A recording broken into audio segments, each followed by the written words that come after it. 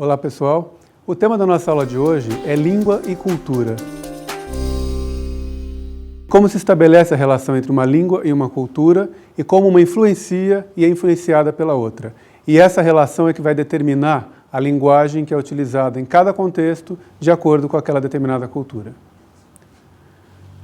Como nós estamos tratando da língua inglesa, é importante que estabelecemos a relação de como a língua que se iniciou na Bretanha foi espalhada por todo o mundo. E isso fez com que ela adquirisse características específicas de cada país para qual ela foi levada. Isso fez com que a língua adquirisse características no contato com as demais línguas, o que quer dizer que o inglês importou de outras línguas palavras para determinar coisas específicas daqueles locais, como, por exemplo, itens de alimentação, nomes de animais, nomes de plantas e diversas outras palavras que foram incorporadas à língua inglesa e que vieram das mais diversas línguas nos mais diversas partes do mundo. Se nós pensarmos na expressão língua inglesa e nos questionarmos o que significa língua inglesa, o primeiro ponto que nos vem à mente é que a língua é um sistema organizado que permite que os usuários utilizem aquele sistema na sua comunicação cotidiana.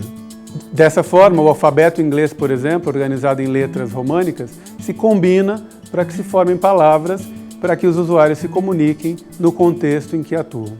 Assim, se nós pensarmos, por exemplo, na língua grega e todo o sistema organizado para a comunicação naquela língua, ou a língua russa e todo o sistema organizado para que eles se comunicam. E assim por diante. Cada língua, por mais diferente que sejam, elas utilizam um sistema organizado de comunicação. E é essa forma que os usuários utilizam para a sua comunicação cotidiana.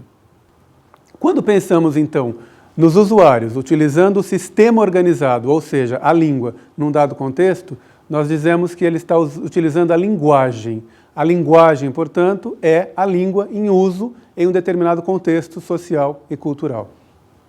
É importante ressaltar aqui que nós estamos tratando da linguagem verbal, porque existem diferentes outros tipos de linguagem, como, por exemplo, o cinema, a arquitetura, a fotografia, o teatro e a arte. São todas formas de linguagens.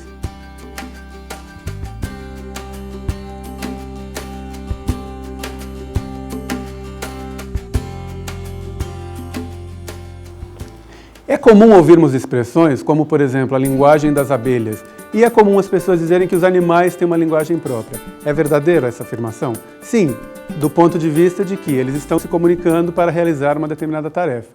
A diferença está no fato de que a linguagem verbal, a linguagem humana, é realizada pelo pensamento, ou seja, há uma associação entre pensamento e linguagem, e o ser humano utiliza a linguagem para expressar o seu pensamento. O que não acontece com os animais, que eles atuam simplesmente por instinto, por uma necessidade de sobrevivência.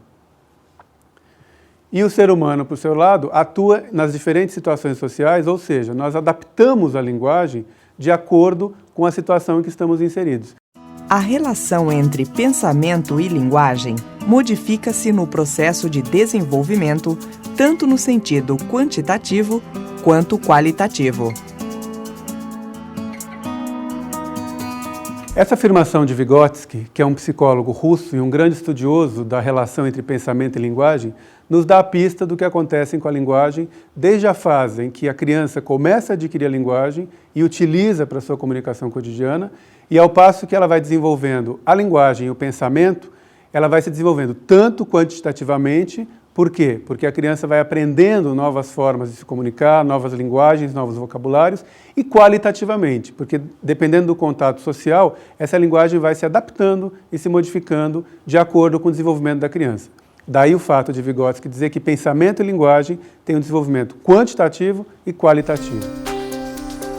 Linguagem e contexto. Para entendermos a relação entre linguagem e contexto, vamos imaginar 3 situações do cotidiano. Numa primeira situação, uma pessoa vai à farmácia comprar um medicamento. Uma segunda situação, um adolescente encontra o seu amigo. E uma terceira situação, 2 colegas de faculdade se encontram e se cumprimentam. Se nós considerarmos cada uma dessas situações em relação à linguagem, o que vai acontecer em cada uma delas? Na primeira situação, na farmácia, a forma como o usuário vai cumprimentar o balconista tem uma maneira muito específica. Ele vai dizer um cumprimento como boa tarde, bom dia, e o atendente vai dizer algo como, pois não, posso ajudá-lo. É claro que isso depende da relação que as duas pessoas têm. Se é um usuário frequente, que vai àquela farmácia todos os dias, o cumprimento será de forma diferente. Na situação dos adolescentes, pelo fato deles se conhecerem, serem amigos, o cumprimento vai ser informal, inclusive com a linguagem, com um jargão específico daquela relação e que marcam especificamente a idade do adolescente e as gírias e diversas outras características que marcam aquela linguagem. Na terceira situação, de dois amigos na faculdade, pelo fato de estarmos tratando de uma idade um pouco mais avançada que a adolescência, o cumprimento será de forma mais neutra, algo como oi, bom dia ou alguma coisa parecida com isso. Essas três situações, então, nos dão a primeira informação de que a linguagem depende extremamente do contexto. Todas as nossas interações são guiadas pelo contexto cultural em que estamos inseridos e pelo contexto situacional em que estamos inseridos. Ou seja, dentro da cultura brasileira, diferentes situações ocorrem a todo e qualquer momento nas diferentes partes do país. E todas essas relações serão determinadas pelos fatores sociais, pelos fatores geográficos, pelos fatores climáticos e todas as demais relações que se estabelecem naquela cultura específica. A forma como uma pessoa se cumprimenta, por exemplo, no Nordeste, não é a mesma maneira que uma pessoa que se cumprimenta no Sul, ou no Amazonas, ou no Mato Grosso, ou em qualquer outra parte do Brasil. Ou seja, cada contexto tem uma linguagem específica.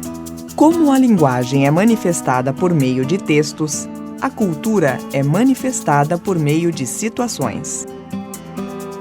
Esse ensinamento de Michael Halliday nos dá pistas para entendermos a relação entre o texto e a sociedade. Antes de mais nada, é importante que a gente entenda texto, na concepção de Halliday, como qualquer manifestação que acontece num contexto social. Então, texto não é apenas algo escrito, impresso numa página, mas todas as situações cotidianas, todas as conversas, todas as interações são textos.